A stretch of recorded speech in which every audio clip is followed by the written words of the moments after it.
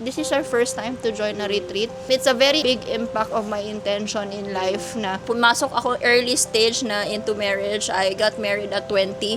Very happy ako na merong mga ganito na nakapasok ako. Honoring Coach Val and Coach Kat, my brother who got me into IM Plus. And continuing journey na pwede akong mag-heal into me na hindi ko na i-blame ang past ko. It's just very grateful lang ko and masarap sa feeling na pwede naman palang maging committed ka sa sarili mo at sa isa't isa. And we were able to talk it last night na pwede naman palang ganito ang ating awareness na nakatatak yun sa ako na kung ma-hurt ka ng partner mo, pwede mo namang i-heal yung self mo para hindi ka mag-give up na mabalik yung generation na naging broken family, nagbalik ka naman sa past mo.